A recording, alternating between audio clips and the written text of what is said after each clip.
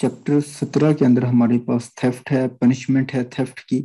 उसके बाद अगर हम घर के अंदर थेफ्ट कर रहे हैं, नकब्जा नहीं कर रहे हैं, तो ऐसी सूरत में क्या सजा है। अच्छा जी, उसके बाद जो है क्लर्क या आपका सर्वेंट जो है, वो अगर आपकी किसी चीज के साथ उसने कर ली है बेईमानी, उसका क्या है, कौर की क्या है। ठीक हो गया। तो उसके बाद रॉबरी क्या है, रॉबरी और डकैती में फर्क क्या है। ठीक हो गया। रॉबरी और डकैती के अंदर जो है वो सिर्फ पर्सन्स का है, पर्सन्स का फर्क है, बाकी वो तकरीबन एक ही चीज है। उसके बाद वो को हाईवे वगैरह के ऊपर हो, कुछ इस तरह का भी मतलब है इसके अंदर सीन। उसके बाद जी है हमारे पास ये हाईजैकिंग है। ठीक हो गया जी। ब्रीच ऑफ ट्रस्ट का है, चीटिंग का है, मिसचीफ है हमारे पास, क्रिमिनल ट्रेसपास है। ठीक हो गया जी। तो वैसे तो ये देखें अब 461 या 462 सेक्शन तक आ रहे हैं। यानी कि इसके अंदर इन मतलब एक हाउस ट्रेसपास का अलग से है, क्रिमिनल ट्रेसपास 441 हम सेक्शन अलग से है। काफी ज्यादा। चैप्टर 16, चैप्टर 16 ए और चैप्टर 17 काफी ज्यादा लेंथी हैं, मुश्किल नहीं है, लेंथी हैं, फैले हुए हैं, बहुत ज्यादा सेक्शन है। इसके अंदर जो समझने की चीज है वो सिर्फ ये है, जैसा कि हाईजैकिंग क्या है, ठीक हो गया, जो मैं आप लोगों को समझा सकता हूँ। डकैती क्या है ये समझा सकता हूँ मैं। रॉबरी क्या है, एक्सटॉर्शन क्या होती है। ठीक हो गया जी। ये अननेचुरल ऑफेंसेस से रिलेटेड। अच्छा, उसके अलावा किडनैपिंग क्या है, असॉल्ट क्या है, फोर्स क्या है, क्रिमिनल फोर्स क्या है। बाकी जो इसकी सजाएं हैं वो तो हर बंदे को पता ही होती हैं, वो आप लोगों ने खुद से ही याद करनी है। ठीक हो गया जी। सजाओं का जो इशू है, वो सजाओं का इशू जो है वो किसी को भी नहीं होना चाहिए, क्योंकि वो उसमें समझने की कोई चीज नहीं है। ठीक हो गया रिजवान। इसके अंदर सजाएं आप लोगों ने खुद से ही याद करनी है। आपने पिछला लॉग एड दिया, आपने देखा होगा 10 नंबर का अगर पीपीसी आ रहा है, 10 में से 2-3 पक्की डेफिनेशंस आती हैं, ऐसे ही है। अच्छा, 2-3 जो इलस्ट्रेशंस हैं वो आ रही होती हैं, 5-6 सवाल हो गए। अच्छा, जो पीछे 3-4 नंबर के सवाल बचते हैं वो देते हैं सजाएं। अगर आप लोगों की सजा वाला पोर्शन खुदा न खास्ता रह भी जाता है, तो 10 में से अगर आप लोग 5 से 6 नंबर पीपीसी में से निकाल भी रहे हैं तो अच्छे स्कोर है। जी सर, बिल्कुल ठीक फरमा रहे हैं। अब अगर हमें मतलब अब बात बंदों को होता है उनसे याद नहीं होती सजाएं, ठीक हो गया, मिक्सअप हो जाती हैं। अब पीपीसी के चंद एक मशहूर एमसीक्यूज हैं जो 5 से 6 नंबर के हर बार आते हैं। सजाएं आगे पीछे हो सकती हैं। अच्छा, वो क्या है जी। फॉर एग्जाम्पल, अर्श क्या है, दमान क्या है, दियत क्या है, किसास क्या है, ऐसे ही है। अच्छा, दियत की अमाउंट कितनी है, ये सवाल भी आता है।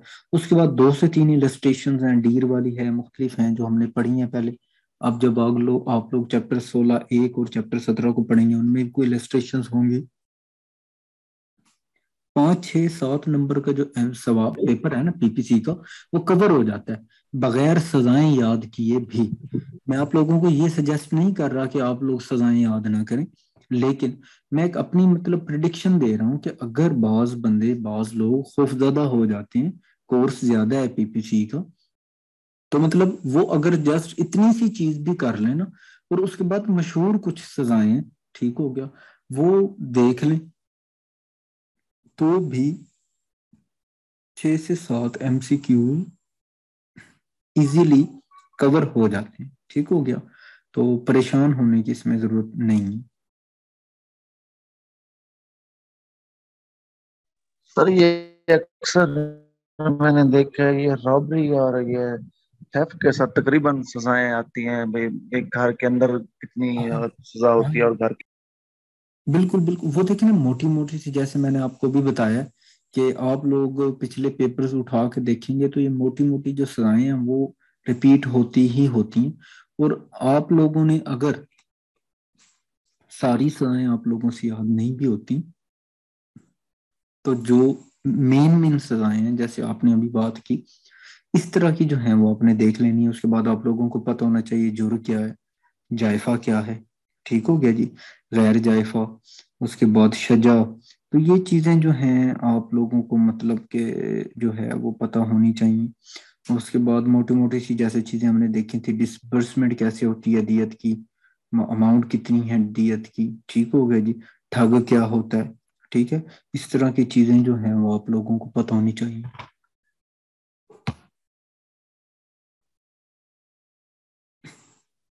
आज ये अब पिछले लागत में सर जी जी। ठग वाले इन्होंने दे दी। अच्छा, चले, कोई नहीं इंशाल्लाह। तो अभी क्या चीज पढ़ी जाए? थेफ्ट के मतलब थोड़ा सा पढ़ लें सर, इसकी जो है एग्जाम्पल एक आध, और फिर सर उसके बाद हाईजैकिंग हो गया सर। ठीक है और जी। जो मोटी मोटी है सर, वैसे एक एक बाय वन तो नहीं पढ़ सकते सर, काफी ज्यादा है सर इसमें तो। मैं जी जी, मैं अर्ज वही कर रहा था ना। ये फिर वैसे पढ़ लेंगे सर, वैसे इस पे। रीडिंग आप लोगों ने कर लेनी है, ठीक है।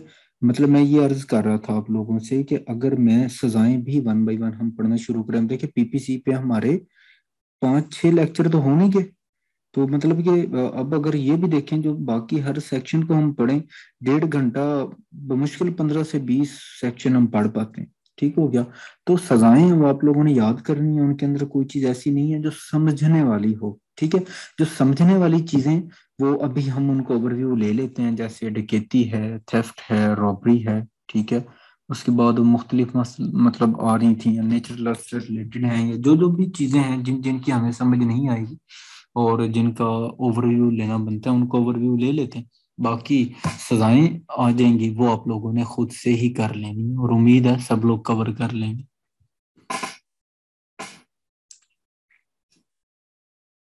जी सर, इंशाअल्लाह अल्लाह ताला खैर करे सर। ओके जी इंशाल्लाह। अच्छा जी, शुरू करते हैं। आप बताएं कि सबसे पहले किस चीज़ का अभी हमें कंसेप्ट लेना है? मेरे ख्याल में सर 378 से भी शुरू कर दें सर, स्टार्ट में से बस। ठीक है, एक सेकंड मैं करता हूँ।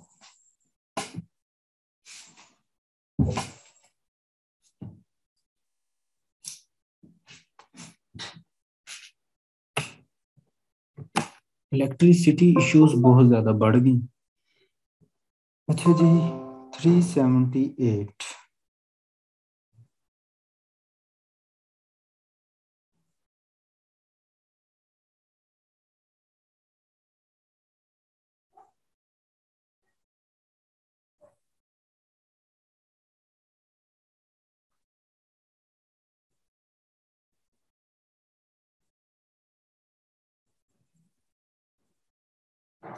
हाँ जी, 378 थेफ्ट, ठीक हो गया जी।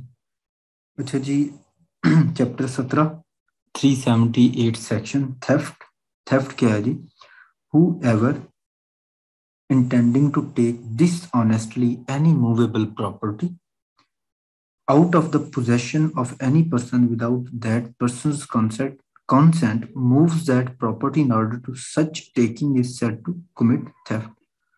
थेफ्ट ये है जी कि जब आप जानबूझ के इलीगली किसी बंदे की मर्जी के खिलाफ उस बंदे से उसकी चीज छीन रहे हैं, उसकी पोजेशन ले रहे हैं, उसकी मर्जी के खिलाफ जबरदस्ती आप उससे उसकी पोजेशन जो है चेंज कर रहे हैं, उससे कोई चीज छीन रहे हैं, तो ऐसी सूरत में आपका ये जो इलीगल एक्ट है ये थेफ्ट कहलाएगा, ठीक हो गया।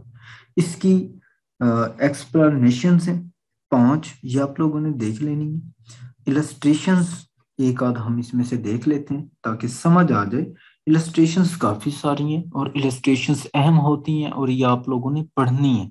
इलस्ट्रेशंस छोड़नी नहीं है, क्योंकि हमारे पास टाइम की किल्लत होती है, तो हम जस्ट ओवरव्यू लेके उनकी एक आध एग्जांपल ही कर पाते हैं।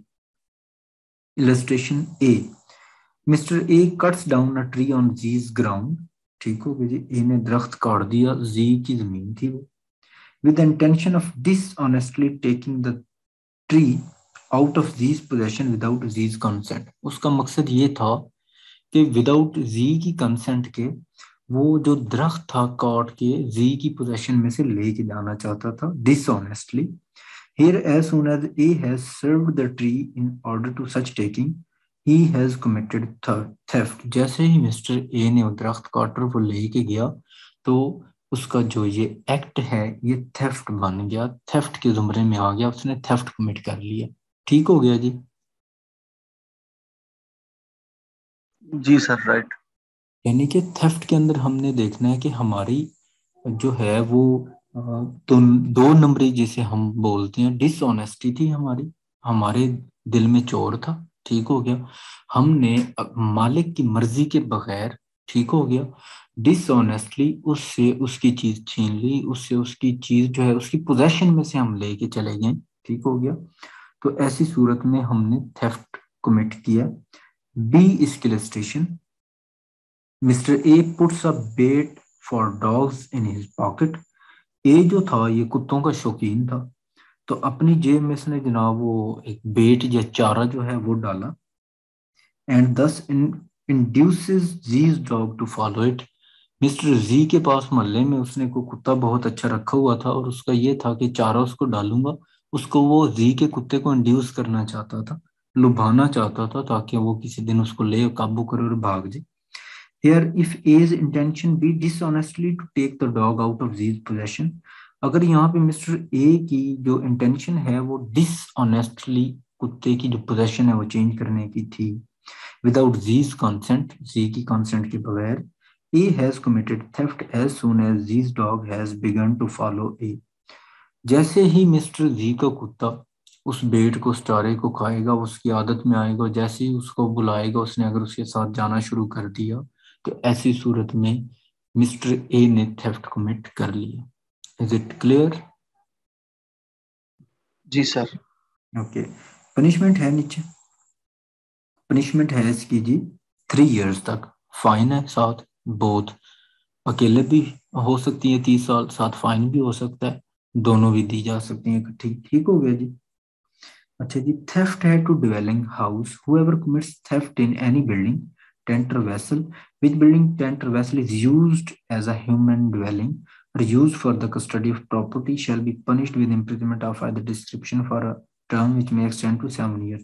यहाँ पे अगर घर के अंदर उसने वो दाखिल हुआ है चोरी करने के लिए, और उसने वहां से वो थेफ्ट कमिट की है, वो कोई भी, यानी कि अब जो बिल्डिंग है उसके अंदर टेंट भी आ जाते हैं, जो झुग्गी लगी होती है, वेसल्स भी, यानी कि ये जरूरी नहीं है कि कोई घर ही हो, ऐसा नहीं है, यानी कि टेंट भी उसी डेफिनेशन के अंदर आते हैं।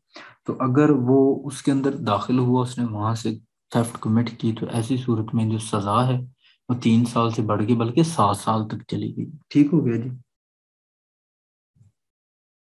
जी सर। ओके।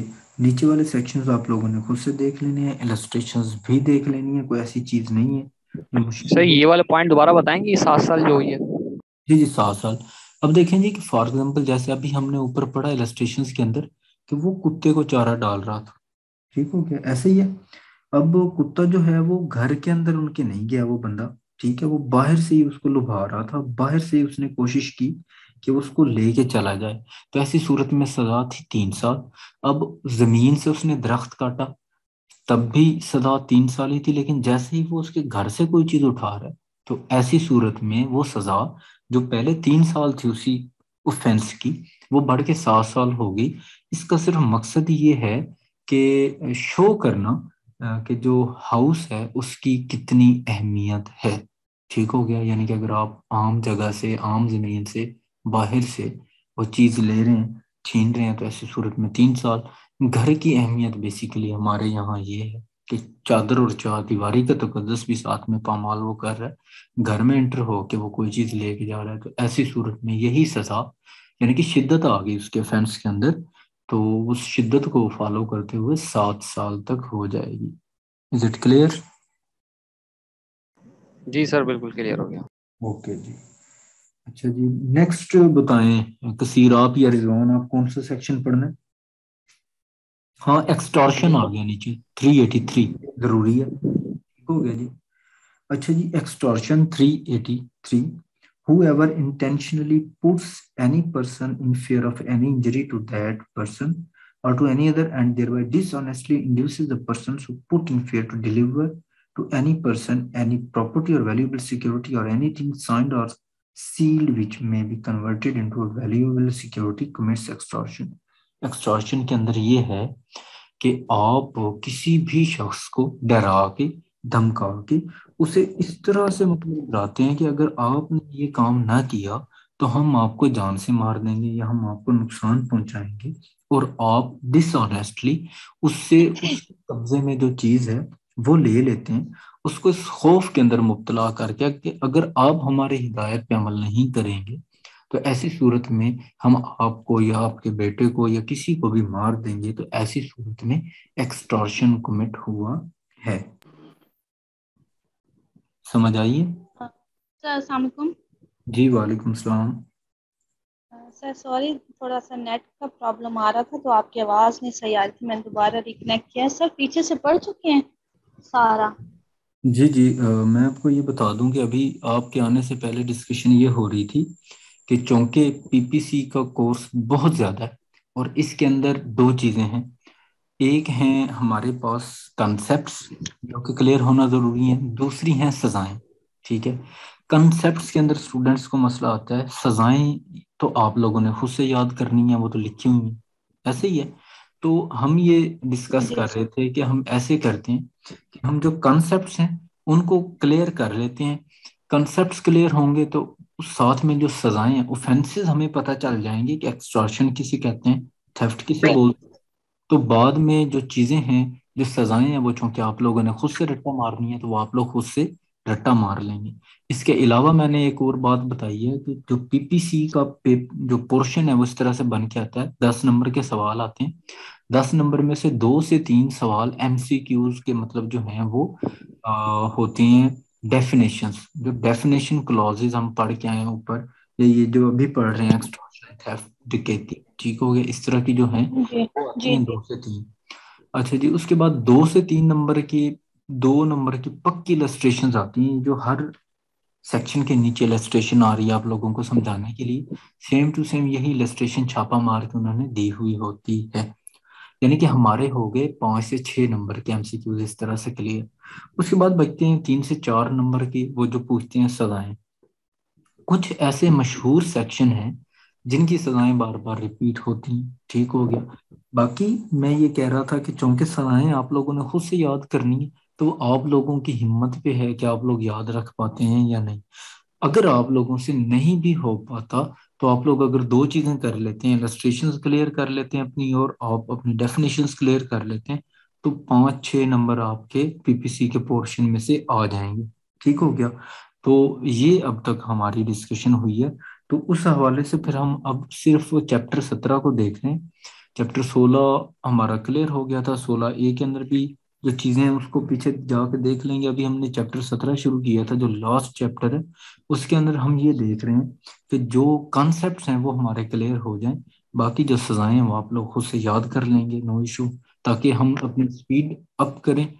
हमारा सीपीसी रहता है, हमारा क्यूएसओ रहता है, हमारा इंटरनेशनल लॉ रहता है, तो हमारे केसेस रहते हैं।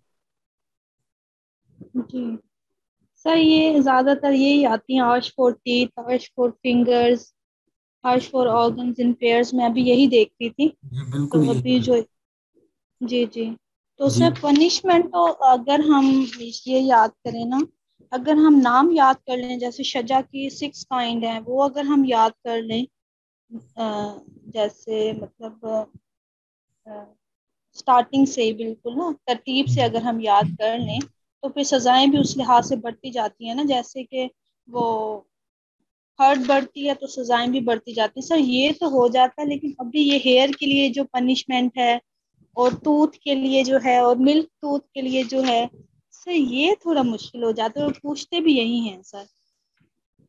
हाँ जी, आप इसे खुशकिस्मती कह लें या बदकिस्मती कि ये आप लोगों ने याद करनी है, मैंने तो जी करनी नहीं, लिहाजा मेरे सर में दर्द नहीं जी होता।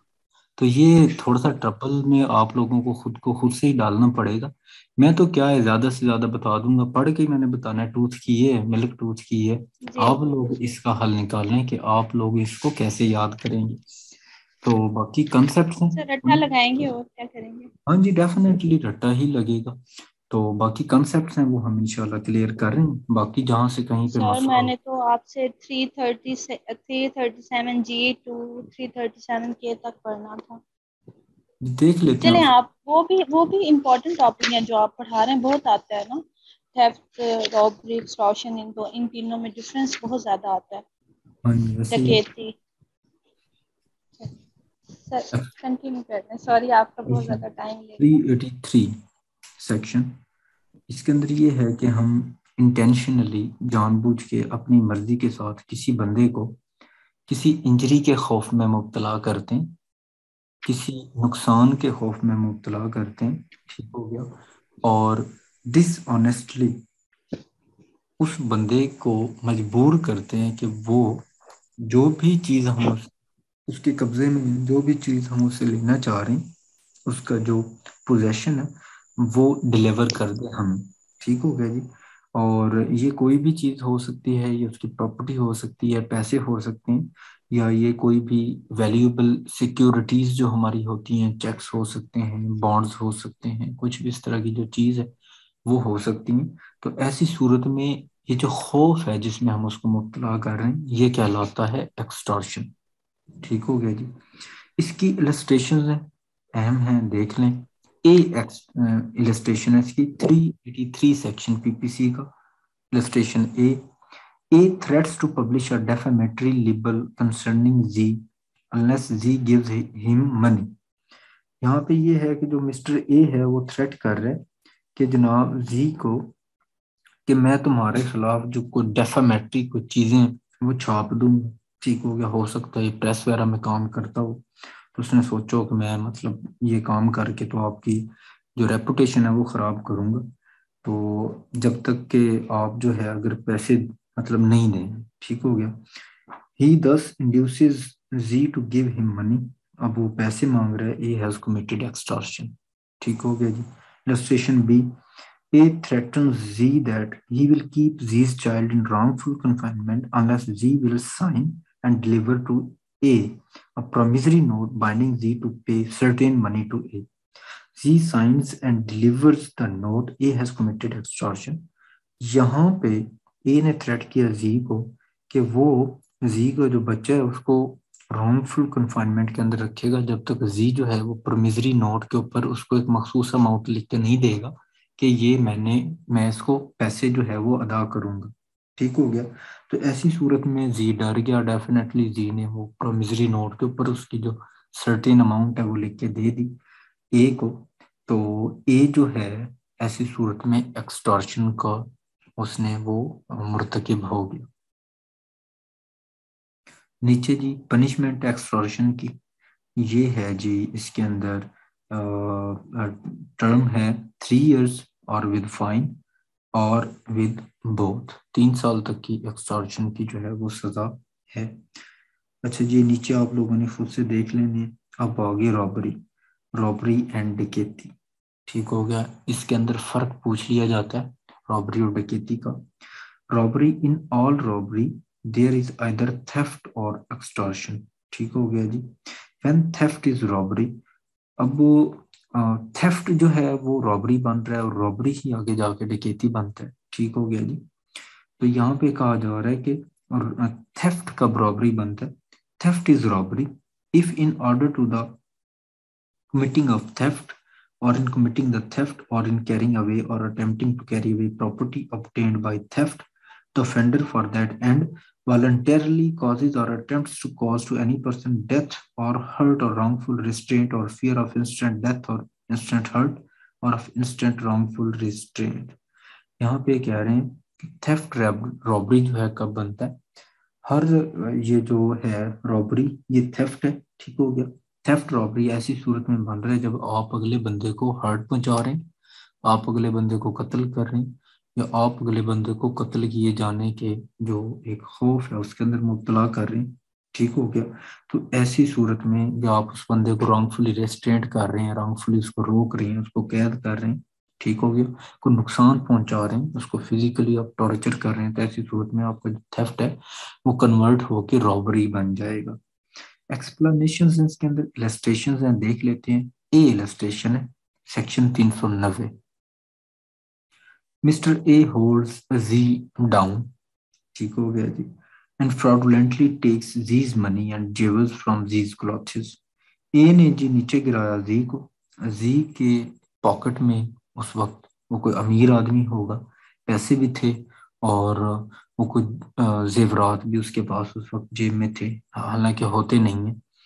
विदाउट जीज कंसेंट उसने जनाब वो जी की कंसेंट के बगैर उससे ले लिए। Here A has committed theft, ये ने यहाँ पे थेफ्ट कमिट किया ही है।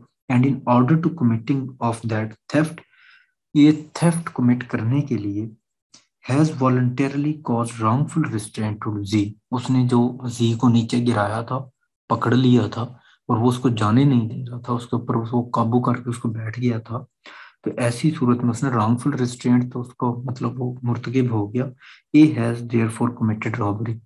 तो इसके अंदर जब थेफ्ट के अंदर एक चीज शामिल हुई, रॉन्गफुल रेस्ट्रेंट शामिल हो गया, तो ऐसी सूरत में थेफ्ट जो है वो बन गई रॉबरी। अब अगर यहीं पे वो उसे मुक्का मार के उसका कोई दांत वांत तोड़ देता तब भी ये थेफ्ट रॉबरी बन जाता, उसको कत्ल कर देता तब भी थेफ्ट नहीं कहलाना था, रॉबरी कहलानी थी। अच्छा, उसके बाद वो मार देता उसको, कोई इंजरी पहुंचा देता, नुकसान पहुंचा देता, तो ऐसी सूरत में थेफ्ट एक सिंपल उसका एक्ट था।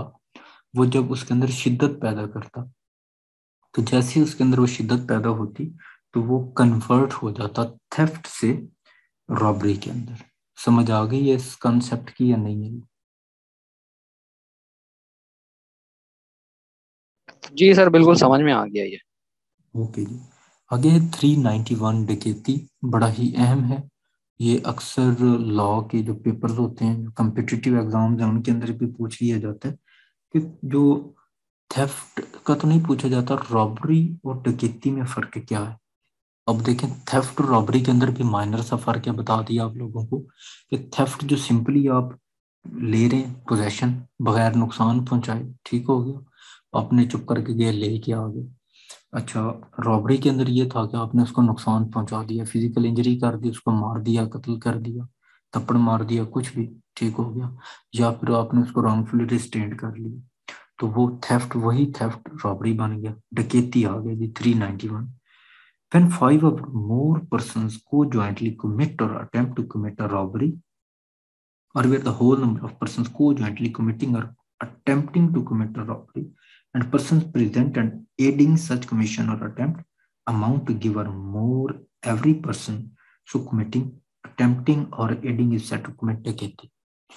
अब चार बंदे मिलके थेफ्ट कर रहे हैं, थेफ्ट के दौरान उन्होंने अगले बंदे को नुकसान पहुंचा दिया, तो थेफ्ट कन्वर्ट होके बन गया रॉबरी।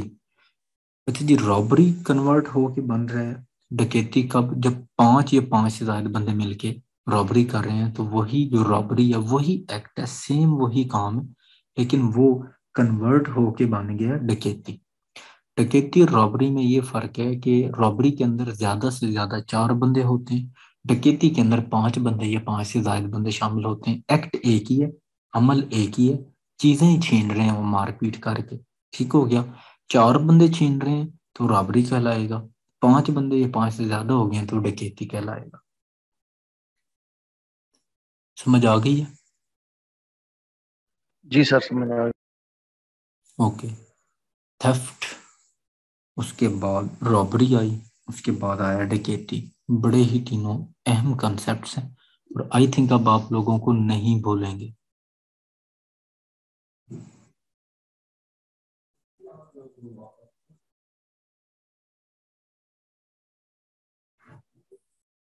अच्छा जी, 402 ए, हाईजैकिंग, ठीक है। इससे पहले तो नहीं है कोई भी और कंसेप्ट, पीछे जो मैं सेक्शन छोड़ा है उनमें कोई कंसेप्ट तो नहीं है?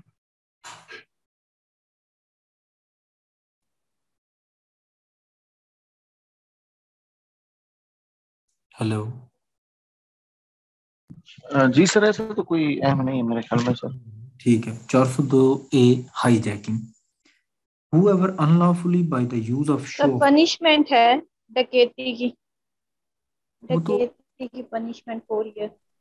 जी जी, वो तो आप लोगों ने देख लेनी है ना, जो भी सजाएं हैं, सजाएं तो मतलब हर बंदा पढ़ लेगा, मतलब ये कंसेप्ट था जो समझ में नहीं आता, जो भूल जाता है वो, हम कंसेप्ट मतलब कोशिश कर रहे हैं पहले उनको कवर कर लें, बाकी सजाएं तो आप लोग खुद से भी देख लेंगे।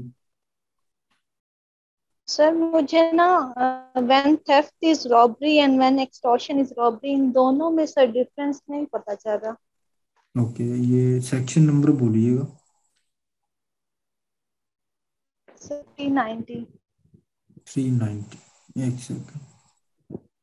अच्छा जी, व्हेन थेफ्ट इज रॉबरी, ये तो मैंने बता दिया है जी, कि अब सबसे जी सर, पहले ऊपर वाली तो हो गई, इसकी इलस्ट्रेशन भी हो गई ना ए। एक्सटॉर्शन अगर आप, आपको, मैंने एक्सटॉर्शन इज रॉबरी की कोई इलस्ट्रेशन यहाँ पे एक्सटॉर्शन की तो बता आपको, देते ना। जी जी, एक्सटॉर्शन की तो आपको समझ में आ गई है कि एक्सटॉर्शन जो है क्या था। कि एक्सटॉर्शन के अंदर आप किसी भी बंदे को नुकसान पहुंचाने का थ्रेट करते हैं, इंड्यूस करते हैं जी, कि अगर आप हमारी इस दी गई हिदायत पे अमल नहीं करेंगे तो हम आपका सर फाड़ देंगे। ठीक हो गया। तो ऐसी सूरत में ये जो धमकी है, और धमकी के बदले में मैं उठा के मोबाइल उनको दे देता हूँ कि ये लो मोबाइल ले लो, मेरा सर ना फाड़ो, तो ये एक्सटॉर्शन था। उनको ये जो थ्रेट करना है, ये एक्सटॉर्शन था। अच्छा जी, यही एक्सटॉर्शन रॉबरी कब बनता है? ठीक हो गया जी। Extortion is robbery if the offender at the time of committing the extortion is in the presence of the person put in fear and commits the extortion by putting that person in fear of instant death, of instant hurt, or of instant wrongful restraint to that person or to some other person, and by so putting in fear induces the person to put in fear then and there to deliver up the thing extorted। यहाँ पे कहा जा रहा है कि extortion robbery तब बनती है जब ऑफेंडर जो है, एक्सटॉर्शन जब वो कमिट कर रहा है, ठीक हो गया, तो जिस बंदे को वो थ्रेट कर रहा है उसकी मतलब वहां पे प्रेजेंस हो, ठीक हो गया, वो वहां पे मौजूद हो, वो उसको पुट इन फेयर करेगा, वो उसको धमकी लगाएगा। वो, अब धमकी जब उसने लगाई तो एक्सटॉर्शन हो गई, ठीक हो गया। उसने उसको इंस्टेंट डेथ का मतलब धमकी दी कि मैं तुम्हें जान से मार दूंगा, या उसने उसको सर फाड़ने की या टांग बाजू कोई भी तोड़ने की धमकी दे दी, ठीक हो गया, या फिर रॉन्गफुल रेस्ट्रेंट करने की जो है उस बंदे को धमकी दे दी, या कोई भी बंदा मतलब जो दूसरे। तो ऐसी सूरत में जब उसने उस बंदे को इस खौफ में मुब्तला किया है और उस बंदे को इंड्यूस किया है कि आप जो है इस खौफ के जरिए से कि आप मुझे ये चीज हवाले कर दें, और उस बंदे ने वो चीज उसके हवाले कर दी है, तब वो जो एक्सटॉर्शन है वो रॉबरी में कन्वर्ट होगी। इसकी इलस्ट्रेशन देख लें।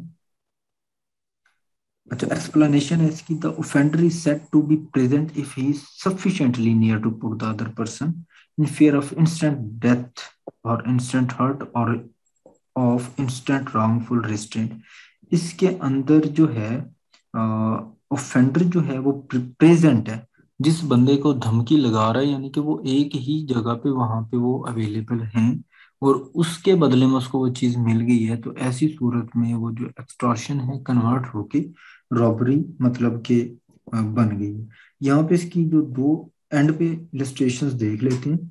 सी illustration, A meets Z and Z's child on the high road. A ने मुलाकात की जी से और जी के बच्चे से किसी रोड के किनारे। A takes the child, A ने बच्चे को जनाब ले लिया and threatens to fling it down a precipice unless Z delivers his purse. Z in consequence delivers his purse. Z ने अब देखें पर्स जो है अपना दे दिया, धमकी लगी उसको, उसने वो पर्स जो है हवाले कर दिया ए के। Here A has extorted the purse from Z by causing Z to be in fear of instant hurt to the child who is there present. A has therefore committed robbery on Z। ठीक हो गया। अब देखें, simply ये है कि जो जिस चीज की धमकी लगाई जा रही है अगर वो वहां पे मौजूद है, और उस धमकी के बाद आप जो है उस बंदे से वो चीज हासिल कर लेते हैं, तो वो जो आपका डराना था, डराने की हद तक उस बंदे का, वो तो आपका हो गया एक्सटॉर्शन के अंदर आ गया। जैसे ही आपने डरा के अगले बंदे से उसकी चीज ली, उसकी पोजेशन ले लिया आपने, उससे उसका पर्स ले लिया, ठीक हो गया जी। तो ऐसी सूरत में वो जो आपका एक्सटॉर्शन है वो एक्सटॉर्शन प्लस रॉबरी बन गई, ठीक हो गया। डी इसकी illustration, A obtains property from Z by saying. A ने प्रॉपर्टी ली है जी से, ये कहते हुए your child is in the hands of my gang. ठीक हो गया जी, आपका जो बच्चा है वो मेरे गैंग के हाथों में, and will be put to death unless you send us 10,000 rupees. ठीक हो गया जी। हम उसे जान से मार देंगे अगर आपने 10,000 रुपये हमें ना दिए। This is extortion simply. ठीक हो गया। एंड पनिशेबल एज सच, यहाँ जो धमकी लगाई गई है वो तो एक्सटॉर्शन है। ठीक हो गया। लेकिन but it is not robbery. ये तब तक रॉबरी नहीं होगी unless Z is put in fear of the instant death of his child. ठीक हो गया। जब तक जी जो है इंस्टेंट डेथ के अंदर उसके जो बच्चे की मतलब है कि उसकी डेथ कॉज हो सकती है, जब तक वो है, मतलब कि वो जो जो भी चीज कह रहा था वो अगर उसने डिलीवर उनको नहीं की है, जो धमकी की हद तक है वो सिंपली एक्सटॉर्शन है। धमकी के बदले में वो जो चीज है अगर वो डिलीवर हो रही है वो उसे हासिल कर लेते हैं तो वो रॉबरी कन्वर्ट जो है हो जाएगी। आगे डकैती क्या है वो हमने देख ली है। उसके बाद यही है। सर, हाँ जी। सर इन दोनों में मुझे जो डिफरेंस सेम लगाई जा रही है, हाँ जी ठीक है, सेम लगाई जा रही है। लेकिन लेकिन एक्सटॉर्शन में जो सामने वाला बंदा है वो अपनी मर्जी से जो है वो चीज दे रहा है, ठीक हो। यानी कंसेंट है। लेकिन हाँ जी। लेकिन जब ये वैन थेफ्ट इज रॉबरी में वो खींच रहे हैं, यानी हाँ वो जी। खुद नहीं दे रहा, वो खुद लेके ना भाग रहे हैं, यानी लिखा हुआ है ना, और attempting to carry Z away Z. Property obtained by the theft. तो यही बिल्कुल। डिफरेंस है, आई थिंक मुझे तो यही समझ आ रहा है सर, मैं उसी कि एक्सटॉर्शन में। जी जी। जी जी मैं उसी तरफ आ रहा था कि एक्सटॉर्शन के अंदर सिंपली आपको आपकी मर्जी ली जा रही होती है। कैसे? अब जब भत्ताखोरी के लिए जब वो धमकी देते हैं तो ऐसी सूरत में आप अपनी मर्जी से उस फियर ऑफ डेथ के अंदर या फियर ऑफ इंजरी के अंदर आप लोग जो हैं अपनी मर्जी से अपनी जान बचाने के लिए उनको वो चीज़ प्रोवाइड कर रहे हैं। ठीक हो गया। जबकि एक्सटॉर्शन तो ये हो गया। अब रॉबरी के अंदर क्या है, एक्सटॉर्शन प्लस रॉबरी जो है, एक्सटॉर्शन ही आगे रॉबरी बन रही है ना। तो उसके अंदर क्या हो रहा है कि उसके अंदर आप जो है धमकी लगा रहे हैं। ठीक हो गया। और उसके बाद वो जो जिस चीज के ऊपर आप धमकी लगा रहे हैं, ठीक हो गया, विदाउट उस बंदे की कंसेंट के आप उससे उसके बदले में कोई चीज ले रहे हैं या छीन रहे हैं। जैसे आपने अभी बात की है कि उसके अंदर रॉबरी के अंदर वो उनसे कोई चीज छीन के भाग रहे हैं, धमकी लगाई। ठीक हो गया। और धमकी लगाने के बाद उनसे वो चीज उन्होंने ले ली, छीन ली। अब एक्सटॉर्शन के अंदर सिंपली क्या हो रहा था कि आप लोग धमकी लगा रहे थे भत्ताखोरी की। आप लोगों ने जस्ट बच्चा उठाया है जिस तरह से भी मामलात हैं, या आपने नोट भेजा कि आप लोगों ने 10 लाख रुपए कल तक देने, अदरवाइज आप लोगों को मार दिया जाएगा। तो यहाँ तक होगी एक्सटॉर्शन। अगर धमकी लगाई गई, ठीक हो गया, उसी दौरान ही वो आप लोग विलिंग नहीं थे वो चीज देने पे। ठीक हो गया। उन्होंने आपसे जबरदस्ती वो चीज ले ली, वो घर में घुसाए, आप लोगों को उन्होंने तशद्दुद का निशाना बनाया और आपसे वो चीज ले ली। तो ऐसी सूरत में ये जो एक्सटॉर्शन है ये रॉबरी बन जाएगी। मजीद इसका जो भी मेरी समझ में इतना सा ही इसका कॉन्सेप्ट आया, तो इसको मजीद कंफर्म कर लें। अगर आप लोगों के पास बेहतर हो तो आप लोग बताइएगा, अगर मुझे इसका कोई बेहतर मिला मैं बताऊंगा। सायरा कुछ बता रही थी इसके हवाले से, अगर सायरा को कोई एक्सपीरियंस है वो समझा सकें इसको बेहतर तो भी बहुत अच्छा है।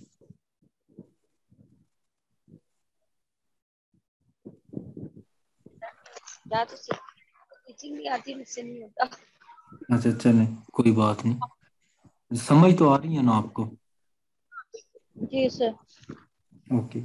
अच्छा, हाई जैकिंग हम पढ़ रहे थे 402A। ठीक हो गया। इसके अंदर whoever unlawfully by the use or show of force or by threats of any kind seizes or exercises control of an aircraft is said to commit hijacking। जब आप जबरदस्ती, ठीक हो गया जी, और अनलॉफुली अपना फोर्स को यूज करते हुए, अपनी पावर को यूज करते हुए, थ्रेट करते हुए किसी एयरक्राफ्ट का कंट्रोल अपने हाथ में ले लेते हैं, तो ऐसी सूरत में आपका एक्ट है ये हाईजैकिंग कहलाता है। ठीक हो गया जी। हाईजैकिंग की डेफिनेशन, उसके बाद इसके नीचे पनिशमेंट है। पनिशमेंट भी आई, एक बार लॉ गेट के अंदर आई, whoever commits or conspires or attempts to commit or abets the commission of hijacking shall be punished with death or imprisonment for life, shall also be liable to forfeiture of property and fine. अगर कोई बंदा hijacking का मुर्तकिब होगा तो उससे death की सजा, penalty भी सुनाई जा सकती है, लाइफ इम्प्रिजनमेंट की सजा भी सुनाई जा सकती है, फाइन भी दिया जा सकता है। ठीक हो गया जी। और इसके अंदर सिर्फ इसकी सजा के अंदर शिद्दत इसलिए है कि ये एक बहुत बड़ा एक्ट होता है। ये नहीं कि जहाज अगवा कर रहे हैं आप, वो कीमती है नहीं, बल्कि उसके अंदर जो एयरक्राफ्ट के अंदर वो जो पैसेंजर्स हैं या वो जो क्रू का अमला है वो इंतहाई कीमती लोग होते हैं, कीमती जानें होती हैं, चाहे वो एक बंदा हो या 100 हो। तो ऐसी सूरत में इस हाईजैकिंग की नफी करने के लिए हाईजैकिंग की इतनी सख्त सजा जो है वो रखी गई है। क्लियर? जी जी सर। ओके, इसकी इलस्ट्रेशन देख लें, नीचे है 403 की, कि ये तो डिसऑनेस्ट मिस अप्रोप्रिएशन है प्रॉपर्टी की, ठीक है। अच्छा, उसके बाद इसी की illustrations criminal breach of trust देख लेते हैं कि क्या चीज होती है। ठीक हो गया जी। 405 section, whoever being in any manner entrusted with property or with any dominion over property dishonestly misappropriate or converts to his own use that property or dishonestly uses or that property in violation of any direction of law prescribing the mode in which such trust is to be discharged of or of any legal contract express or implied which he has made touching the discharge of such trust or willfully suffers any other person so to do commits criminal breach of trust। इसके अंदर basically जो है, अब नीचे illustration देखें, A being executed to the will of a deceased person dishonestly disobeys the law which directs him to divide the effects according to the will and appropriate them to his own use, he has committed criminal breach of trust। Criminal breach of trust के अंदर basically आप जो है dishonestly, ठीक हो गया जी, आपके दिल में चोर आ गया, आपने डिसऑनेस्टली एक एक्ट किया जिससे आपने वो जो प्रॉपर्टी है उसको नुकसान पहुंचाया, उसको डिस्पोज ऑफ करना था वो आपने नहीं किया, या जिस मैनर में उस प्रॉपर्टी के हवाले से आपकी जिम्मेदारी लगाई गई थी वो जिम्मेदारी आपने पूरी नहीं की। ठीक हो गया। आपने उस प्रॉपर्टी को डिसऑनेस्टली मिस अप्रोप्रिएट करते हुए, मिस रिप्रेजेंट करते हुए चीजों को अपने जाती इस्तेमाल के अंदर ले लिया, तो ऐसी सूरत में आप क्रिमिनल ब्रीच ऑफ ट्रस्ट के जो है वो मुर्तकिब हुए कि आपके ऊपर एक ट्रस्ट किया गया, आपके ऊपर ट्रस्ट करते हुए आपकी एक जिम्मेदारी जो है वो लगाई गई, लेकिन आपने अपनी जिम्मेदारी को महसूस नहीं किया, बल्कि वो जो चीज आपके जिम्मे लगाई गई थी, वो जो प्रॉपर्टी, वो जो विल है, वो आपके जिम्मे लगाई गई थी। तो ऐसी सूरत में आपने उसको अपने हक में, चीज़ों को गलत अंदाज में मोड़ते हुए उस प्रॉपर्टी को या उस चीज़ को अपने ज़ाती तसरुफ में आप लाए और उस ट्रस्ट को आपने तोड़ा जो वो चीज़ देने वाला, उस जो वो बंदा जो आपको ये आपके जिम्मे ये फर्ज लगा रहा था, उसने जो आपके ऊपर ट्रस्ट किया था, आपने वो ट्रस्ट तोड़ा है। तो ऐसी सूरत में आप क्रिमिनल ब्रीच ऑफ ट्रस्ट के मुर्तकिब हुए हैं। यहाँ पे मिस्टर ए जो है, इलस्ट्रेशन ए के अंदर, ये एग्जीक्यूटर था एक विल का। मरते हुए किसी बंदे ने अपनी वसीयत मिस्टर ए को पकड़ा दी कि यार ये वसीयत है मेरी, मेरे मरने के बाद ये जो प्रॉपर्टी है, ये जो मकान है, ये जो घर है, ये जो फैक्ट्री है, ये आपने मेरे बच्चों के माबैन बांट देनी है अप्रोप्रिएट तरीके से। जब मरने के बाद अब ए को पता था कि विल के अंदर क्या है, उसने वो जो एक विल है उसको मिसयूज किया, उसको, उसने उस चीज को जो है वो छुपा लिया, उसने वो जो ड्यूटी थी वो पूरी ना की, और बाकी जो प्रॉपर्टी है उसको विलफुली उसने अपने तसर्रुफ में ले लिया। तो ऐसी सूरत में ए ने क्रिमिनल ब्रीच ऑफ ट्रस्ट का मुर्तकिब हुआ है। बी इसकी इलस्ट्रेशन है, A is a warehouse keeper. Mister A जो है ये हाउस कीपर का एक वेयर हाउस कीपर है। ठीक हो गया जी।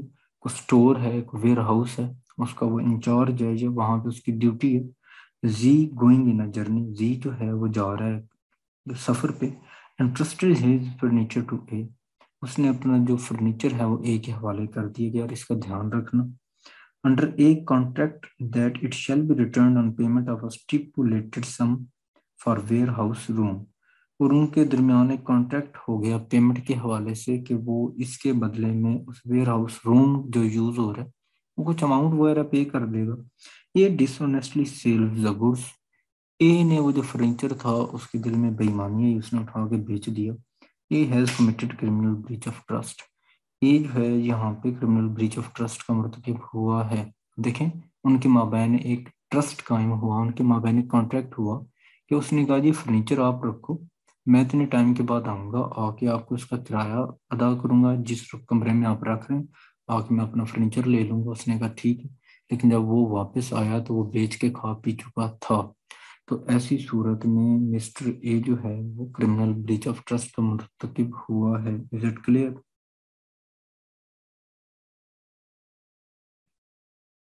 जी सर। ओके। अच्छा, अब इसके अंदर इसके नीचे पनिशमेंट है 406 के अंदर। उसके बाद 407 है criminal breach of trust by carrier. ठीक हो गया। 408 है criminal breach of trust by clerk और सर्वेंट। उसके बाद 409 है criminal breach of trust by public servant और बैंकर। अब ये तीन कैटेगरीज दे दी गई हैं, ये आप लोगों ने पढ़नी है कि अगर आपसे आपका बैंकर फ्रॉड कर रहा है, मर्चेंट फ्रॉड कर रहा है, तो तब आप क्या करेंगे। आपसे आपका सर्वेंट ये क्लर्क हाथ कर गया तो तब आप क्या करेंगे। और अगर जो कैरियर है आपका, जैसे वो वेयर हाउस कीपर था, तो ऐसी सूरत में आप जो है वो क्या करेंगे। अच्छा जी, स्टोलन प्रॉपर्टी। स्टोलन प्रॉपर्टी ऐसी प्रॉपर्टी जो चोरी हुई और वो आपके कब्जे से बरामद हो रही है, तो ऐसी सूरत में वो जो स्टोलन प्रॉपर्टी है वो आपके गले ही पड़ती है। अच्छा जी, stolen property 410 report property the possession whereof has been transferred by theft or by extortion or by robbery, and property which he has been criminally misappropriated or in respect of which criminal breach of trust has been committed is designated as stolen property। यहाँ पे आ गया, आपने कोई भी चीज ली, किन किन जरियों से ले, रॉबरी के जरिए से ले रहे हैं प्रॉपर्टी, ठीक हो गया, criminal trust breach of trust करके ले रहे हैं, आप डकैती कमिट करके ले रहे हैं, कोई भी आपने इलीगल एक्ट के जरिए से वो प्रॉपर्टी ली, तो ऐसी सूरत में वो जो प्रॉपर्टी है स्टोलन प्रॉपर्टी कहलाएगी। ठीक हो गया जी। अच्छा जी, स्टोलन प्रॉपर्टी की यहाँ पे जो पनिशमेंट है वो एक्सटेंड टू 3 इयर्स है।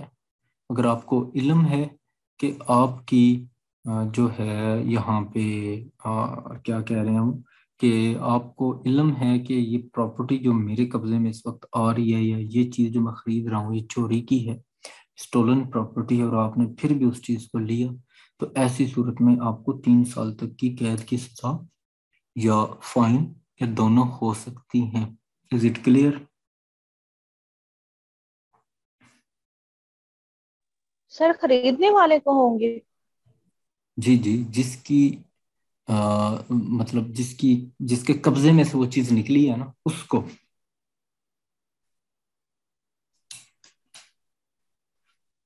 फॉर नहीं समझ आई। आपको नहीं समझ आई, मैं ये कह रहा हूँ कि जिसके कब्जे में से जो चीज निकलेगी वो उसका जिम्मेदार होगा। अब अगर एक चीज स्टोलन प्रॉपर्टी है, मुझे इल्म है कि स्टोलन प्रॉपर्टी, मैंने फिर भी जानबूझ के उस बंदे से वो चीज ले ली और वो बाद में मुझसे बरामद होगी, तो ऐसी सूरत में मुझे 3 साल तक की सजा होगी। या वो चीज मैंने चुराई थी, छीनी थी, डकैती की थी, थेफ्ट की थी, तो ऐसी सूरत में अगर वो मुझसे बरामद होती है फिर भी उसकी 3 साल जो है वो सजा होगी। उसके बाद स्टोलन प्रॉपर्टी के आगे dishonestly receiving property stolen in the commission डकैती, इसकी अलग से सजा होगी।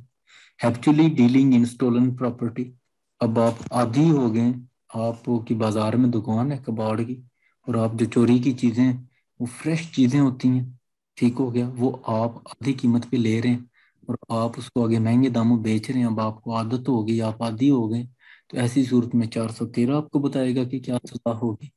और अगर आप असिस्ट कर रहे हैं उस स्टोलन प्रॉपर्टी को छुपाने में, फॉर एग्जांपल किसी ने मुझे फोन किया कि यार मैंने 10 लैपटॉप्स जो हैं वो स्टील किए हैं, तो ऐसी सूरत में इनको कहाँ छुपाऊं या रखूं, तो मैंने उसको मशवरा दिया या मैंने अपनी जगह प्रोवाइड की, तो ऐसी सूरत में 414 आपको बता देगा सेक्शन पीपीसी का कि आपको क्या सजा होगी उस मशवरे की या उस असिस्टेंस की। Is it clear? जी sir. Okay. Cheating 415, whoever by deceiving any person fraudulently or dishonestly induces the person so deceived to deliver any property to any person or to consent that any person shall retain any property or intentionally induces the person so deceived to do or omit to do anything which he would not do or omit if he were not so deceived, and which act or omission causes or is likely to cause damage or harm to that person or any other person in body, mind, reputation or property is said to cheat. अब cheat का word हम अपनी life के अंदर बहुत ज्यादा use करते हैं। इसका सेक्शन 415 इसके साथ डील करता है। चीटिंग जो है वो ये है कि आप किसी बंदे को कोई काम करवाते हैं धोखा दे के, आप उसको इंड्यूस करते हैं, ठीक हो गया। उसे नहीं पता आपके इरादों का, आपके दिल में चोर है, आप डिसऑनेस्टली उसके अंदर आप अटैच्ड हैं उसके साथ, आप उसे कोई गलत मशवरा दे रहे हैं और ऐसी सूरत में आप उसकी बॉडी को, माइंड को या रेपुटेशन को या प्रॉपर्टी को आप नुकसान पहुंचा रहे हैं, तो ऐसी सूरत में आपका ये जो एक्ट है ये चीट कहलाएगा। ठीक है जी। Illustration A. Mr. A by falsely pretending to be in the civil service. A जो है वो सिविल सर्विसेज के अंदर वो खुद को प्रिटेंड करवा रहा है, शो कर रहा है। इंटेंशनली डिसीव जी, उसने जानबूझ के जी को शो करवाया कि मैं असिस्टेंट कमिश्नर हूँ, ठीक हो गया। And thus dishonestly induces ji to let him have on credit goods for which he does not mean, और उसने उसको डिसऑनेस्टली जो है धोखा देते हुए जी को ये यकीन दिलाया जी कि मैं चूंकि असिस्टेंट कमिश्नर हूँ तो आप जो है मुझे ये जो ये चीजें हैं ये उधार दे दें, टू पे, या यहाँ पे आप उनका पेमेंट कर दें। ऐसी सूरत में जो मिस्टर ए है उसने चीट किया, ठीक हो गया जी। Next B, A by putting a counterfeit mark on an article intentionally deceive Z into a belief that this article was made by a certain celebrated manufacturer. ये जो है ये अब यहाँ पे दुकानदार है, आप उससे को कपड़े लेने गए और आपने उससे को गुच्ची की शर्ट मांग ली है या अरमानी की शर्ट मांग ली है। आप सोच रहे हैं कि वो आपको मतलब कि ओरिजिनल आप उससे गुच्ची की शर्ट मांग रहे हैं जिसकी कीमत 50,000 रुपये है फॉर एग्जाम्पल। अब जो जी है जो है ए ने उसके ऊपर अब जो टैग है वो गुच्ची का ही लगाया हुआ है, ठीक हो गया, या जिस भी ब्रांड की आप लेना चाह रहे हैं वो लगाया हुआ है। And thus dishonestly induces ji to buy and pay for the article, उसने अब आपको ये यकीन दिलाया कि नहीं जी ये है ही गुच्ची की, ये हमने बाहर से इंपोर्ट करके मंगवाई है, ओरिजिनल शॉप से हमारे पास ये आई है और ये इसकी मार्क क्या है, इसका इसका ये निशान है, इसका ये लोगो है। आपको यकीन दिलाया और आपने पैसे पे करके वो चीज़ खरीद ली, वो जो 2 नंबर चीज़ है लोकल असेंबल्ड चीज़ आपने ले ली, तो ऐसी सूरत में ए ने आपके ऊपर चीट किया है, ठीक हो गया जी।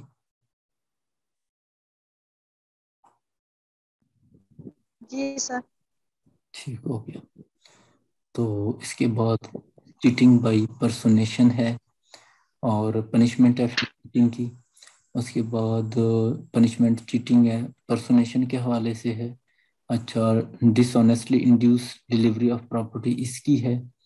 अच्छा जी, और नीचे मिसचीफ आ गई 425 सेक्शन। 425 सेक्शन है mischief. Whoever which intent to cause or knowing that he is likely to cause wrongful loss or damage to the public or any other person causes the destruction of any property or any such change in any property or in the situation thereof as destroys or diminishes its value or utility or affects it injuriously commits mischief। यहाँ पे कहा जा रहा है कि अगर आप जानते बूझते किसी शख्स की पब्लिक या प्राइवेट प्रॉपर्टी को नुकसान पहुंचाते हैं और आपका जो मकसद है वो शख्स को या उसकी प्रॉपर्टी को नुकसान पहुंचाना है, उसको डिस्ट्रॉय करना है, उसको डिमोलिश करना है, तो ऐसी सूरत में आप मिसचीफ के कमिट हुए हैं, आप मुर्तकिब हुए हैं। फॉर एग्जांपल, आपके पड़ोसी हैं, उनके घर हैं, आपने जानबूझ के उनकी दीवार के साथ पानी लगाया ताकि पानी इनके हैरों में जाए और इनका भट्ठा बैठे और इनके मकान गिर जाए। तो ऐसी सूरत में आप मिसचीफ के जो है आप मुर्तकिब हुए। ठीक हो गया जी। इलस्ट्रेशन है इसकी A. Mister A voluntarily burns a valuable security belonging to Z, intending to cause wrongful loss to Z, he has committed mischief. ए ने कोई वैल्यूएबल सिक्योरिटी थी, कोई चेक था या कोई बॉन्ड था, कोई भी ऐसी वैल्यूएबल सिक्योरिटी थी, जी की थी, उसने वो जानबूझ के जला दी। उसको मिली पड़ी हुई, उसे पता भी था कि ये जी की, उसने उठा के जला दी ताकि जी को नुकसान हो। तो ऐसी सूरत में ए ने मिसचीफ कमिट की है। Is it clear?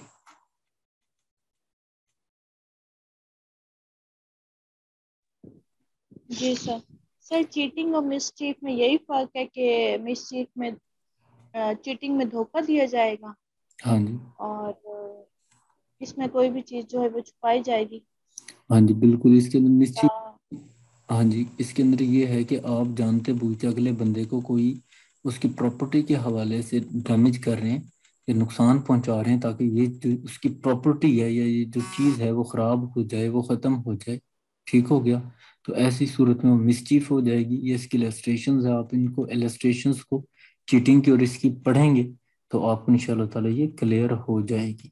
ठीक हो गया। नीचे इसकी मिसचीफ की पनिशमेंट है, वो आपने देख लेनी है कि इनकी मतलब क्या क्या है, किस किस सूरत में क्या क्या इनकी मतलब हो सकती है। उसके बाद इसके अंदर जो मेन है क्रिमिनल ट्रेसपॉस का है कंसेप्ट 441 सेक्शन। तस्वीर आपको समझ आ रही है?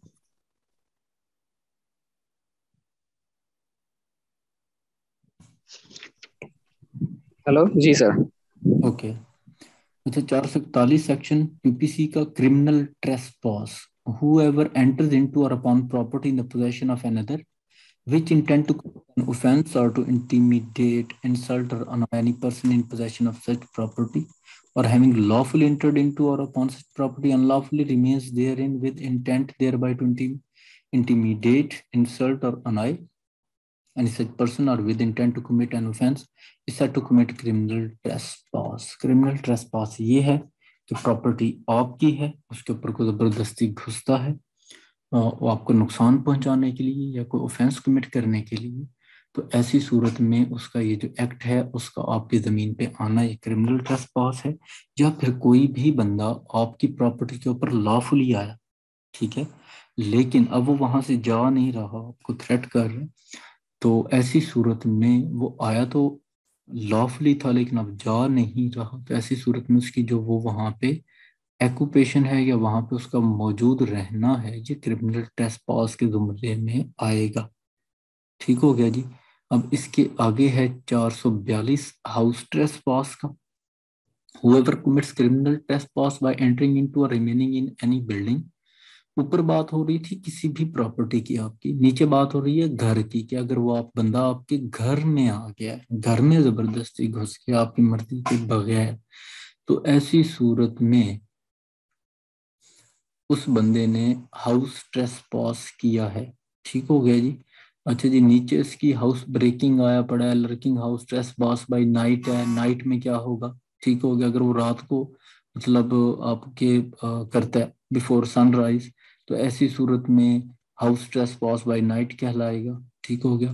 तो इनकी जो एक है इलस्ट्रेशंस आपने वो देख लेनी है। उसके बाद इनकी वो होंगी, यहाँ पे पनिशमेंट्स होंगी क्रिमिनल ट्रेसपास की, सिंपल वो देख लेनी है।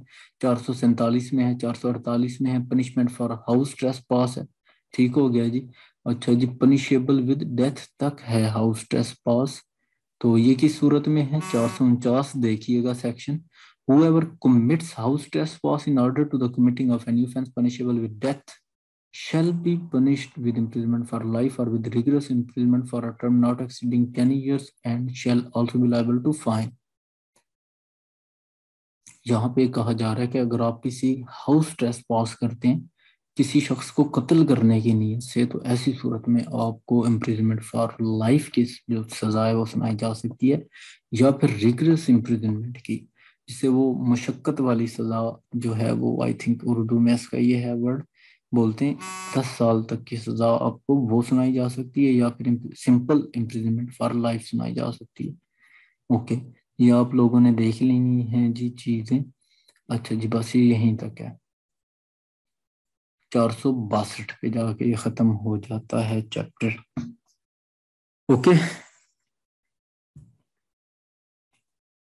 आज के लिए आई थिंक इतना काफी है। हमारा पीपीसी तकरीबन कवर हो गया, जितनी इसकी अहम चीजें थी हमने सारी कवर कर ली हैं। अब तक किसी का कोई सवाल, किसी को कोई बात की समझ ना आई हो या कुछ भी, सो एंड सो।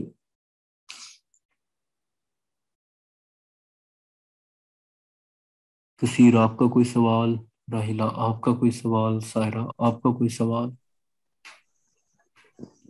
सर मैंने सीआरपीसी में एक कैटल ट्रेसपास भी देखा था। आई थिंक कैटल ट्रेसपास 1871 था या 1870 था। सर हम्म किसी के मवेशी को जो है वो अ, धोखे से ले लेना या ट्रस्ट पॉज है, आप घुस रहे हैं अगले की मर्जी के बगैर उसकी प्रॉपर्टी में, तो कैटल ट्रस्ट पॉज का है एक्ट, आई थिंक है 1871 का था। उसके अंदर ये है कि अब गाँव में बहुत बड़ा इशू होता है कि लोग अपने मवेशियों को खुला छोड़ देते हैं। तो ऐसी सूरत में अब क्या किया जाएगा, मवेशियों को तो गोली नहीं मार सकते, तो ऐसी सूरत में मालिकों के खिलाफ कार्रवाई करने के लिए ये आया था जिसकी आप बात करें। इसके अंदर मवेशी जो हैं आपकी मर्जी के बगैर आपके घर में घुस आए, आपके पट्ठों में घुस गए, आपकी फसल को उजाड़ दिया, ओके। ये चीज है। सर मैंने तो नेट पर सर्च किया तो उसमें था कि किसी के मवेशी को सीज कर लेना हम्म। और मतलब छुप के किसी के मवेशी को अपने घर बांध लेना, उसे कैटल ट्रेसपास कहते हैं। अब देखे ना, अब यानी हाँ जी हाँ जी, जैसे गांव में हो जाता है कि वो बांध जैसे लेते हैं उसको, किसी ने डॉगी रखा हुआ है वो किसी के घर जाके काट ले, हाँ जी, वो उसको बांध लेते तो हैं। सर ये भी कैटल ट्रेसपास। हाँ जी, जी बिल्कुल सही है। अब वो आपकी एक चीज रोक रहे हैं।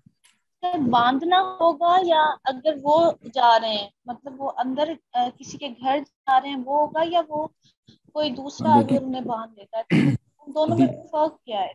दो चीजें हम पढ़ के आए हैं कि एक तो ये है कि आपका जानवर खुद से किसी के घर चला गया, किसी के बाड़े में चला गया या किसी के खेतों में चला गया, तब और चीज है, ठीक हो गया जी। अब अगर कोई बंदा उनको इंड्यूस करके ले गया, अभी हमने पीछे पढ़ा है, ठीक हो गया, तो उसका और है। जैसे वो मिस्टर ए था, उसे जी का कुत्ता बड़ा पसंद, वो जेब में रोटियां रखता था या गुड़ रखता था, उसको खिलाता गया 3-4 दिन, उसके बाद उसने उसे पिचकारा और ले गया साथ ही, अलग चीज है। तो वो दोनों अलग अलग चीजें हैं। मर्जी से जाना साथ वो अलग है, इंड्यूस करके लेके जाना वो अलग है। आपका जानवर किसी को तंग कर रहा है और उनकी मतलब अब उनकी फसलें, अब किसी की फसल उजाड़ने की तो मतलब ना ही आपके कैटल को जो है वो इजाजत दी जा सकती है, ना ही आपकी। वो तो फिर जब लॉज हैं, हर चीज के ऊपर लॉ है, आप उनकी डेप्थ में जाएंगे पढ़ेंगे। और सर जैसे फसलों में घुस जाना और फसलें तबाह करना, फिर ये कैटल ट्रेसपास में आ जाएगा? वो कैटल है आपका, कैटल जो है ट्रेस पास कर रहा है, आपने उसको बांध लिया, वो एक अलग से है वो भी। आप अब आपने किसी का जानवर ऐसी राह चलता बांध लिया, वो भी ट्रेस पास के अंदर है। वो तो कंडीशन टू कंडीशन वेरी करता है। अब कहीं पे पाकिस्तान पिनल कोड अप्लाई हो रहा है, कहीं पे वो जो आपने का बताया वो हो रहा सर मैंने सीआरपीसी में पढ़ा था सर, वन है। लाइनर होते हैं ना उसमें। हाँ जी जी, जी। सीआरपीसी के अंदर आपने पढ़ा था, लेकिन वो आगे आपने कौन सा एक्ट 1877 क्या वो उसका रेफरेंस आपने कोट किया? सर 1871 था या 1870 था, मैं वो वही अलग ढूंढने की से, कोशिश कर, मिल नहीं हाँ जी, रहा। वो अब अलग से है, उसको आप गूगल करिएगा आपको मिल जाएगा। अब देखिए, हर चीज के ऊपर जो भी चीज है, अब यूनिवर्सिटीज चल रही होती हैं तो उनका एक अपना अलग से एक्ट होता है, ठीक हो गया। वहाँ पे कोई भी इंस्टीट्यूशन काम कर रहा है, उनका अलग से एक्ट है, ठीक हो गया। अब जैसे एफआईए है, उसका अलग से एक्ट है, पुलिस जी जी सर, अलग सर से ये वहाँ पे। ऑफेंसेस में है। सर ऑफेंसेस में है, ये है section 20 of the cattle trespass act 1871। ठीक है, ठीक है, ठीक है, ये अलग चीज है। और ये सेक्शन 28 का बता रहा है, कैटल ट्रस्ट पॉस का, एक्ट 1871। खैर मुख्तलिफ हर चीज के ऊपर मैंने बताया कि लॉ होते हैं। ओके जी जी सर, ये एक्ट और ओमिशन के बारे में बता रहा है इसमें भी। ओके। अच्छा तस्वीर, आपका कोई सवाल?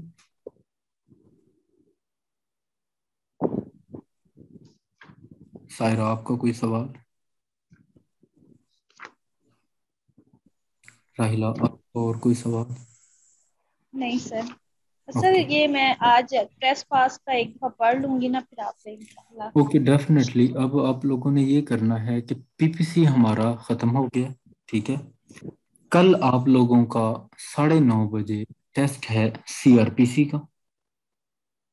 हर सूरत होगा इंशाल्लाह। अपनी आप लोगों ने तैयारी करनी है।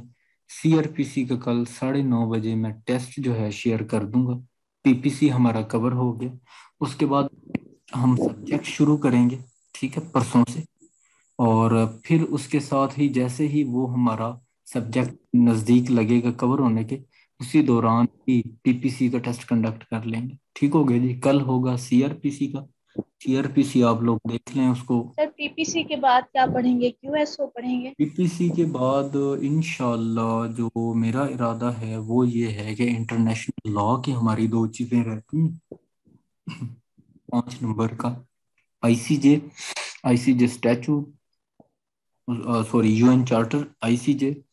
और एक और चीज़ है, ये इसी के अंदर ही है, आईसीजे से रिलेटेड, यूएन से रिलेटेड 5 नंबर के एमसीक्यूज आते हैं उसमें से। वो कवर कर लेंगे। वो 2 दिन का टॉपिक है टोटल। एक दिन यूएन चार्टर करेंगे, एक दिन सर चीजें। सर प्लीज केसेस भी हमें जरा थोड़े से रीड हाँ करवा जी। दीजिएगा। वो फिर ये है कि उसके बाद फिर देख लेते हैं केसेस करें या क्यूएसओ को शुरू करें। फिर हमारे दो सब्जेक्ट में रह जाएंगे, क्यूएसओ और सर सीपी। वैसे तो आपकी मर्जी है, लेकिन मैं कहूँगी सर क्यूएसओ कर दें, ये 20 नंबर का है। तो अगर ये हमारा हो जाता है, इसमें भी कॉन्सेप्चुअल है काफी ज्यादा ना, चलें कि ठीक है। एडमिशन क्या होता है, पीपीसी कन्फेशन के क्या बाद, होता है। पीपीसी हमारा आज मुकम्मल हो गया। क्यूएसओ जी सर। हम शुरू करेंगे जी कल। जी पीपीसी का टेस्ट होगा इंशाल्लाह। क्यूएसओ के दौरान ही पीपीसी का टेस्ट भी कंडक्ट हो जाएगा। डन। जी सर, आई थिंक आपने इंटरनेशनल लॉ का भी सर टेस्ट ले लिया है। हाँ वो हो गया, आई थिंक। हाँ हो गया हाँ कब। जी हाँ जी। फिर हमारा जी यही सर, रह गया। टेस्ट ले लिया था लेकिन पढ़ा नहीं था हमने। पढ़ा नहीं था वो, बस वही जी एमसीक्यूज हैं उसके अंदर, वही जी इंफॉर्मेशन जी है। जजेस कितने होते हैं, कितने साल के लिए आते हैं, यूएन कब बना, यूएन जी का भी सेक्रेटरी जनरल कौन है, ये सवाल पूछा जाता है। ठीक हो गया। कितने यूएन चार्टर के अंदर सेक्शन है। उसके बाद जो डेफ जी सर। चीजें हैं वो बस वो अल्लाह तवक्कल ही होता है। कौन जी सर, बस इसलिए कहती कि काइंडली अगर हम क्यूएसओ कर लेना बस तो इंशाल्लाह। हमारा ज्यादा हो जाएगा, फिर उसके बाद केसेस करेंगे सर, ठीक केसेस हो तो गया बिल्कुल कि भी बस नहीं इंशाल्लाह याद। परसों से शुरू करेंगे। कल 9:30 आप लोगों का टेस्ट है। और इंशाल्लाह कल मिलते हैं जी। ओके, ओके जी, अल्लाह मीटिंग हाफिज। एंड करने लगा हूँ। अल्लाह हाफिज। अल्लाह हाफिज।